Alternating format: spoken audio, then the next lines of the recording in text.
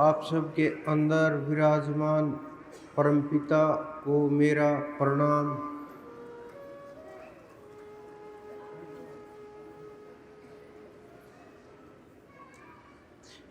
इस संसार के अंदर कुछ लोग सीमित सोच को श्रेष्ठ मान करके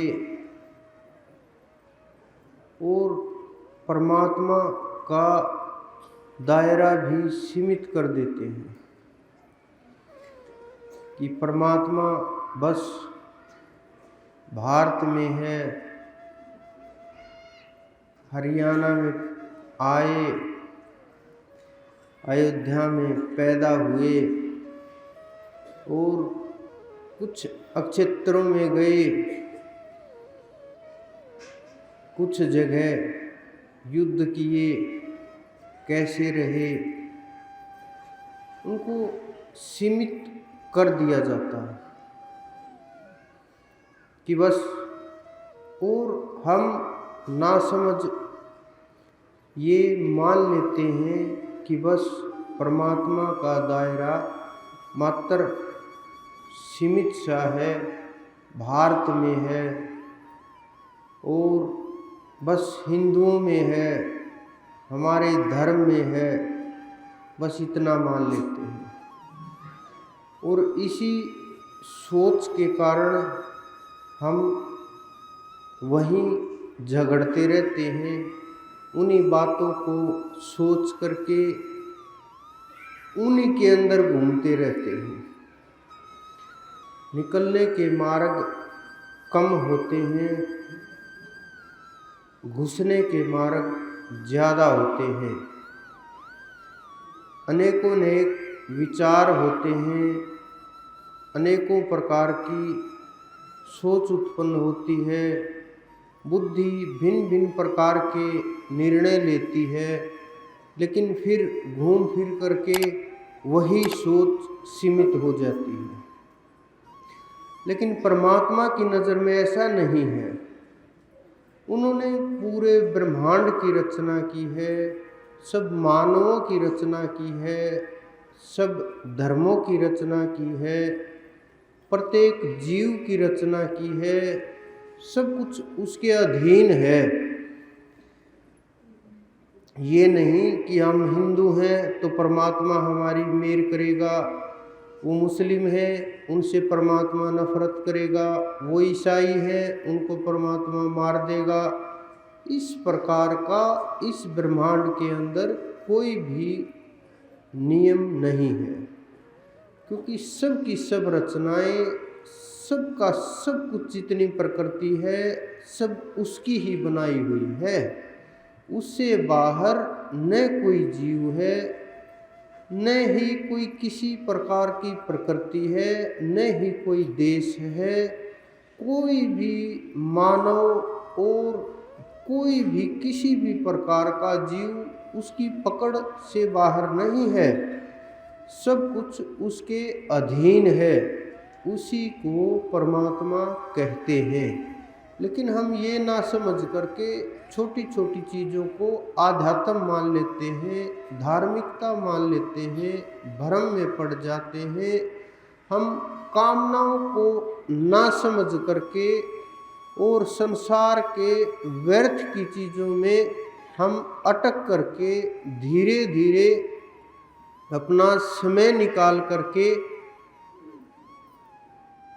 इसी प्रकार से संसार से वापस लौट जाते हैं।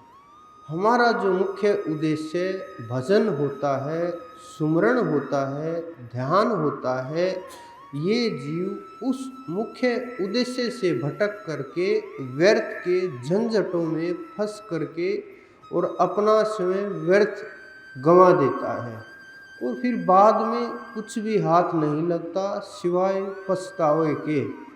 यही हमने समझा, देखा, यही श्री कृष्ण जी ने गीता के अंदर पूरा का पूरा संदेश दिया, पूरे के पूरे ब्रह्मांड को सिमेट करके इकट्ठा करके कुछ शब्दों में उन्होंने इसका पूरा वर्णन कर दिया, लेकिन हम सुनने और समझने को तैयार नहीं रहते। हम ये मानते हैं परमात्मा गर्भ से पैदा होते हैं, साधारण मनुष्यों की तरह से घुटनों के बल चलते हैं, ऐसे ही खाते पीते हैं, ऐसे ही रहते हैं, ऐसे ही शास्त्र सीखते हैं, ऐसे ही युद्ध कलाएं सीखते हैं, इसी प्रकार से बढ़ते हैं, ऐसे ही शादी विवाह करते हैं, ऐसे ही संतान उत्पत्ति करते हैं, और ऐसे ही आश्चर्य तो ये होता है कि परमात्मा की मृत्यु के भी हम प्रमाण देने लगते हैं। जिनको हम परमात्मा मानते हैं उनकी मृत्यु के प्रमाण देने लगते हैं कि वो हमारे परमात्मा तीर लगने से गए थे धरा को छोड़ करके, और श्री राम जी ने जल समाधि ली थी। बड़े आश्चर्य की बात है कि जिनको हम पूज्य मानते हैं, जिनके चरणों को हाथ लगाने के लिए उस समय लोग छटपटाते रहते थे कि एक बार किसी प्रकार से छू दे, हम हाथ लगा लें, स्पर्श हो जाए, ये समय के अनुसार होता रहता है। लेकिन ये बहुत आश्चर्य की बातें हैं कि हम किन चीज़ों के ऊपर बहस कर रहे हैं, जिन्हें हम पूज्य मानते हैं। हमारा हृदय ही स्वीकार नहीं कर पा रहा कि वो परमात्मा थे या हैं, क्योंकि हम उनको साधारण मानव से तुलना कर रहे हैं और उनका जीवन भी साधारण मानव की तरह से ही बना दिया। उसी प्रकार से मर्यादाएं बांध दी, एक कदम इधर उधर उन्होंने किया। उनकी एक एक बात के ऊपर हमने शास्त्र लिख दिए। किसकी सफाई के अंदर? उस अनंत की सफाई के अंदर, हमारे उन महापुरुषों की सफाई के अंदर कि इन्होंने ये कारण इसलिए किया, वहाँ तीर इसलिए चलाया, बाली को इसलिए मारा, सीता इसलिए गायब हुई, अनेकों अनेक प्रकार के कि वहाँ रास इसलिए किया गया, अनेकों प्रकार के हमने शास्त्र लिख दिए। एक एक शब्द को समझ ना पाने के कारण से अंदर में स्वीकार्यता कि हमें स्वीकार ही नहीं है वो चीज़ें हमारे महापुरुषों की। इस कारण से और भी अनेकों अनेक कारण जो साधारण मनुष्य अनेकों प्रकार की बात सोचते रहते हैं।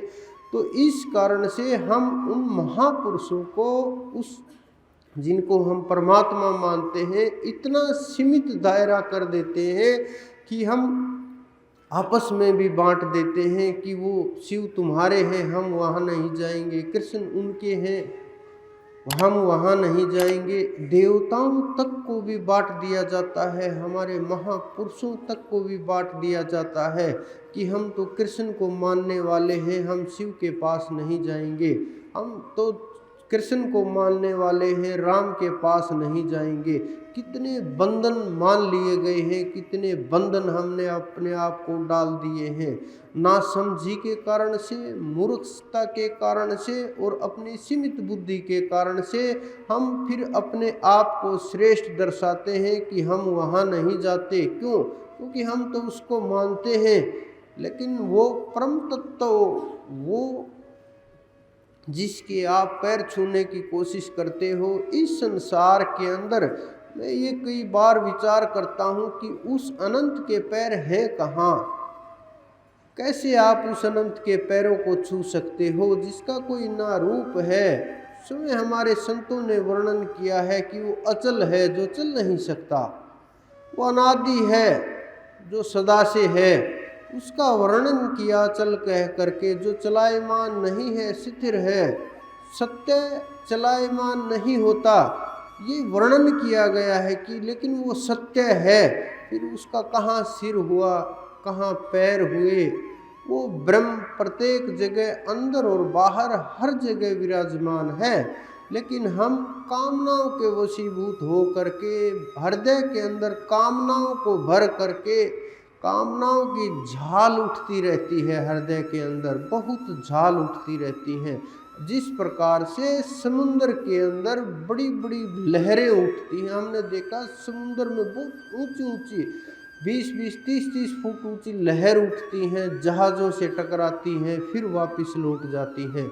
उसी प्रकार से कामनाएं मानव के हृदय के अंदर उठती रहती हैं और इतनी ऊंचा उठती हैं कि उनका वेग रोक पाना बड़ा मुश्किल होता है। जो साधारण लोग होते हैं वो और जो जानवर होते हैं पशु पक्षियों की तरह से, वो उस वेग को नहीं रोक पाते और उस वेग के अनुसार बहते चले जाते हैं।